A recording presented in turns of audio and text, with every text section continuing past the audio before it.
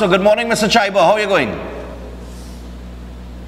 Good morning, Stefan. All is well on our end. Thank you for having us on Breaking Dawn this morning, and thank you for giving us the opportunity to discuss minimum wage in Trinidad and Tobago. No problem. I mean, it was in the budget. It went up a little, so we're going to find out a little more about it from the employee standpoint and the employer. So first off, and I think this is the first question, how many workers across Trinidad and Tobago will this increase affect? So the new increase, which took effect from January 1st, 2024, will positively impact approximately 190,000 minimum wage workers throughout Trinidad and Tobago. 190,000. That's a big figure. That's a large part of the workforce. What line of work? I mean, how do we identify minimum wage workers? Like, where are the places that carry minimum wage then? So minimum wage workers can be found in all spheres of our economy. Those in the retail sector, so those working in the pharmacies, the supermarkets, the jewelry stores, the mall, kiosks, the clothing stores, just to name a few. The list is not exhaustive. All right. Also, the catering industry, so the fast food restaurants, the roti shops, all restaurants in fact, those in the petrol filling stations, security industries, several different industries throughout Trinidad and Tobago. Okay, so what about, now we have a lot of migrant workers in the country. I mean, I must ask this because a lot of people have voiced their concern about migrant workers. So we have migrant workers, we have temporary workers as well. All right, so does it apply to the migrant workers and the temporary workers? Of course it does. Right. It applies to any worker in Trinidad and Tobago. Specifically the migrant workers as well, because you know we tend to ask, well, I'm not regularized or I'm not legal in the country, so that means that I'm not entitled to it. Yes, all migrant workers, all workers, once you share an employment relationship with an employer, you are entitled to the increase in minimum wage. Okay, but let me ask you something now. A lot of people have had little issues, right, from a labor perspective, where migrant workers seem to be taking the job of local workers. I've heard those complaints on several occasions, and the reason why is because the migrant workers are being paid less than locals. That you know, some people feel they can hire them and pay them even maybe below minimum wage. So I mean, as a migrant, let's just say you're employed in the grocery, all right, and I'm not talking about the big conglomerate groceries. We're talking about these little small supermarkets and stuff that you see, right? Now, the employer would have a responsibility to pay the migrant workers that minimum wage. I mean, they can't lowball them, right? Yes, of course. It is the law. And it is for anyone who is considered a worker in Trinidad and Tobago. So regardless of whether they're temporary, permanent, whether they're migrant, national, they are entitled to. And employers who fail to do that will be in violation of the legislation. And there are penalties for that. They could be taken to the industrial court, and they could be fined by the industrial court $15,000 or anything that the court determines that any fines that the court determines that they should be levied with, they will be fined by the courts. So yes. Okay, and one should not have a fear for reporting the employer, because they might, you know, I mean, people might dig a little harass, not especially. I mean, I could see where migrant workers, you know, they might dig a harass and go and report their employer for fear of losing their job. So I mean, what is in place to protect not just the migrant worker from that, but workers on the whole then? Well, workers in general have in the past been afraid to lodge a formal complaint at the Ministry of Labour, the Labour Inspectorate Unit, simply because they're afraid of victimization by the employer, both migrant and local. So we would like workers to know that there is a section of the Act, the Minimum Wages Act, that speaks to victimization for simply asking about your rights, for simply inquiring about your basic terms and conditions, and of course for filing a formal complaint at the Ministry of Labour. Okay, and once that complaint is filed, Okay, if the complaint is filed, is there a certain level of anonymity that comes with it? I mean, the worker is not going to be identified to the employer by the Ministry of Labour. No. The law does allow a labour inspector to enter a premise of a business establishment, let me say, at any reasonable time within the working hours. The law allows us to conduct interviews with the employers, with the workers, and examine records. If we are refused entry as labour inspectors, we can seek a warrant from the industrial court, which allows us entry and allows us to seize records if the employer refuses to do so. Okay. Now there are certain obligations that the employer has to meet in order to be compliant with the Minimum Wage Act, right? Yes, all right. There is. Yeah, what are some of those? So first and foremost, to pay the national minimum wage, which, as has mentioned, is $20.50 with effect from January 1st. Right.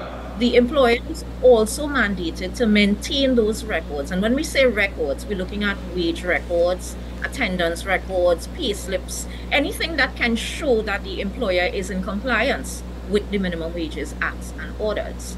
They are also mandated to allow the inspectors to come in and conduct those inspections.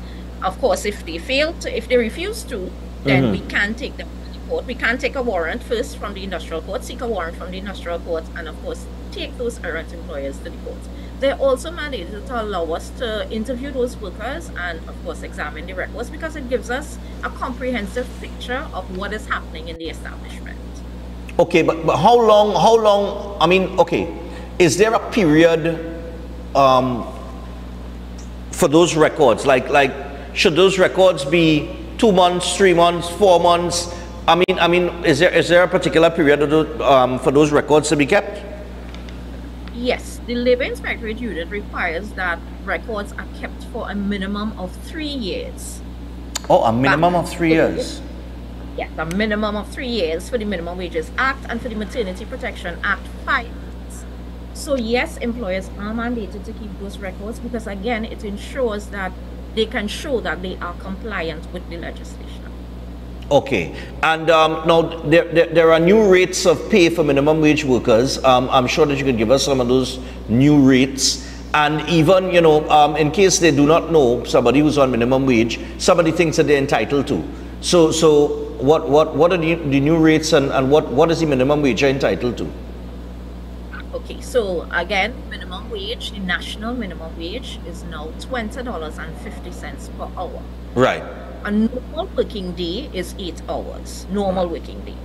So once someone works for a normal working day, the normal 8 hours, they should not be paid any less than $164 per day, which also translates to $820 per week, and this is now for a normal 40-hour week. And for the month, if they're paid monthly, it's $3,553.33 per month. So those are the rates that workers should not be paid less than for working a normal working day, a normal week, and a normal month. Of course, workers... Sorry. No, go ahead. I just said yeah. Go ahead. So workers are entitled to overtime rates once you have crossed that 8 hour on a daily basis and the 40-hour. So they're entitled to overtime at time and a half for the first 4 hours, double time for the second 4 hours, and triple time after that. In certain sectors, some workers would be entitled to, of course, minimum wage workers would be entitled to sick leave after 6 continuous months, vacation leave after 12 continuous months, and special rates for working on public holidays. Right. Public holiday rates at 8 hours at double time and triple time after that. All right. And just to be clear here, on those rates, I'm seeing here, okay, in the calculations, that $3 increase equates to, on a daily basis, a $24 increase. On a weekly basis, it equates to a $120 increase, and monthly, it's about about $500 or $520 increase, right, for the minimum wage worker. All right. Now, Well, I mean, this has nothing to do with the Ministry of Labor, but you know, I'm balancing that with cost of living, and while the increase I'm sure will be welcomed, you know, cost of living still, you know, a minimum wage worker might still struggle in terms of dealing with the cost of living in today's world. But in terms of where people can access more information on these new wages, you know, where could they go? Online? Could they call the Ministry of Labor? What is the process if they want more information? Sure, of course. So, of course, any member of the public, employer or worker, can visit. We have two main offices. One on Duke Street, our head office is on Duke Street, on 50 to 54 Duke Street in Port of Spain. And we have another office in San Fernando, 41 to 42 St. James Street, San Fernando. That's the same building with WASA. They can call us in Port of Spain at 299-0300 option 3, and in San Fernando at 285-5133 option 4. Right. They can go online on the ministry's website at www.labor.gov.tt, where there are copies of the minimum wage, there are copies of our brochures, there's a chat box that they can engage the communications unit of the Ministry of Labor, as well as the Labour Inspectorate. They can email the Labour Inspectorate directly at labor.inspector@gov.tt. And of course, we're on all social media platforms. So we're on Facebook, Twitter, LinkedIn, YouTube, all these social media. Well, all over the place, all your real platform. Yes. No, but I mean, in today's world, you gotta be, you gotta be. You know, every ministry, even private sector, I mean, you gotta be everywhere. I mean, everybody using all platforms of social media now, in terms of advertising, getting their message out there, because, you know, I mean, the world has just become, it's just become that dynamic, you know, where information is everywhere. So I guess you've got to be everywhere with the information, and especially with your office, which is the Ministry of Labor, I would imagine that you all have thousands of issues coming at you on a daily, weekly, monthly basis. And those are some of the things that you all will have to deal with over time. So, you know, I mean, look, it's gone up by $3. It will be an increase, like I said, on a daily basis. It's gone up by $24, $120 weekly, monthly, almost $500 increase, about $520 increase. So I'm sure it's going to be welcome by all of those minimum wage workers across Trinidad and Tobago. You know, and it's good to know that the Ministry of Labor is putting out this campaign in terms of, you know, just letting the minimum wage worker know that, hey, we here, you know what I mean, we have your back. So if this is not implemented as it should be on the 1st of January, you know, we have these avenues that you could take. And, you know, the most important thing is that people don't have the fear of approaching the Ministry of Labor and making that report, because, I mean, you wanna be paid what the law says that you should be paid, correct? Correct. Right? And we also hear from as well. So not just workers, but we encourage employers to contact us if there's any assistance that they may need from the Labour Inspectorate Unit in order to be or remain compliant. Beautiful. Well, Ms. Achaibar, I want to thank you for joining us this morning. I'm sure we're going to hear more from the Ministry of Labor as time goes on, with all of the other things that are labor related. So, and you know, I don't reach out to all you a little more often, you know, more often, because, you know, usually when we see all these labor issues taking place, you know, I mean, plenty of people ask the question, well, you know, what is the Ministry of Labor doing about that? So, it's going to be, you know, it's going to be a year where we're going to be in communication a little more often. All right? Welcome the collaboration, of course. All right, nice. So have a great day, and thanks a lot for the info. Thank you for having us. No problem. Enjoy the day.